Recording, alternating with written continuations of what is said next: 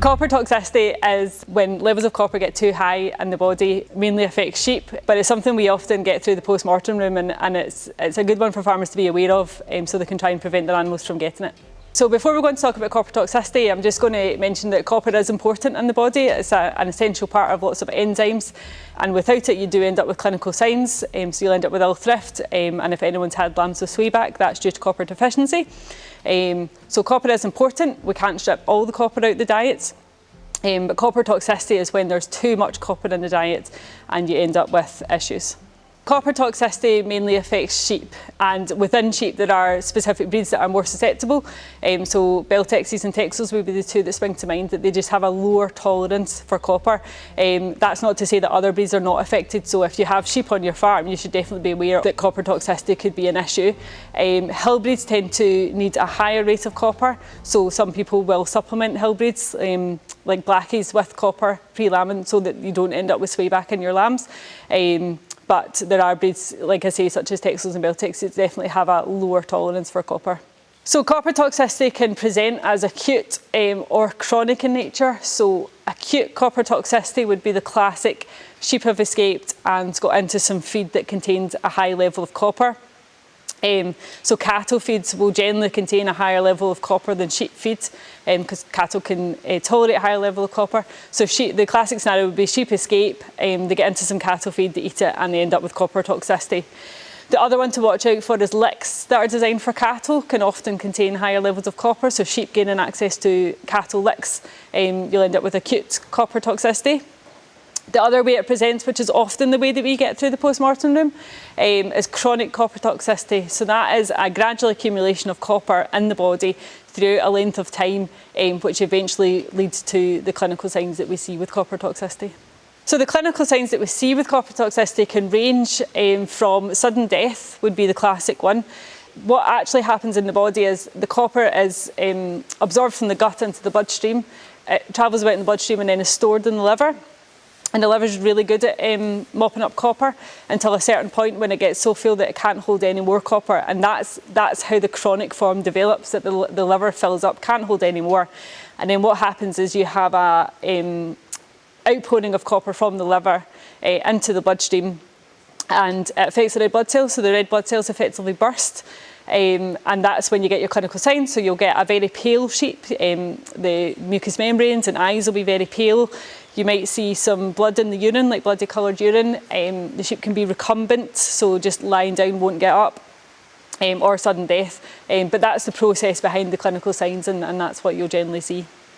To do something about preventing copper toxicity in your sheep, it's really important to think about all this, where they're getting copper from. So the main place that they'll get copper from, particularly with chronic copper poisoning, is the feeds that you're getting, and the feed will be perfectly acceptable to give to sheep. It will be, sheep feed always has a small amount of copper in it, but over a long length of time that copper can build up.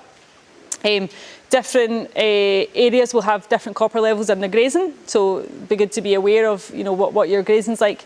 And then think about any boluses or drenches you give them. You might not be giving them for the purpose of giving them copper, but a lot of them will contain copper. So just have a look at anything that goes into your sheep and think about where copper sources could be. But the main ones would be feed, drenches, boluses, licks as well, and your own grazing. Through the post-mortem room, if you plotted all of the diagnoses of copper toxicity that we make across the year, we do see slight peaks in the springtime and the autumn time. Now that might be skewed, and that's when we get more sheep anyway, in through the post-mortem room, but it could also coincide with when sheep are more likely to be fed concentrated feed, so round about lambing time and sort of pre-sale time. So yeah, just be mindful if you are introducing a supplementary feed for the purposes of pre-lambing or pre-sale. Do they need it? Is it an appropriate feed? Speak to your vet, speak to your nutritionist, and are you giving them copper from other sources such as boluses or drenches? Diagnosing copper toxicity is a pretty easy one in the post-mortem room. There's pretty classic signs. So if we open up a sheep, we'll see it's really pale with bloody urine. The kidneys are often black. The liver is often quite dark as well, and that's just representative of what's happened. The sort of overflow of copper from the liver has affected the kidneys, and that's why you get the bloody urine. So in post-mortem, it's a really easy diagnosis. To confirm it, we test the liver and the kidneys for levels of copper. and that's how we definitively diagnose it. It can be a tricky one on farm to diagnose because you can take blood samples to check copper levels in sheep, but because it's stored in the liver, the blood sample doesn't always equal the level of copper in the liver. So as a way of monitoring the copper levels in your sheep, it might be a good idea to get some liver back from the abattoir and you can test that for copper levels. Or if you've got any fallen stock as well, then you could test that just by way of monitoring. So when there's an outbreak or when we diagnose copper toxicity on farm, then if the liver copper exceeds a certain threshold, then we have to inform Food Standards Scotland. They will place the group of animals under restriction, and their main aim is to establish what the source of copper is. And that would be a discussion between the farmer, their vet, and Food Standards Scotland. Food Standards Scotland get involved because it's really important that the integrity of the products leaving Scottish Farm is good and the consumer confidence can be upheld. To prevent copper toxicity on your farm, just have a review of any sources of copper that your sheep might be receiving.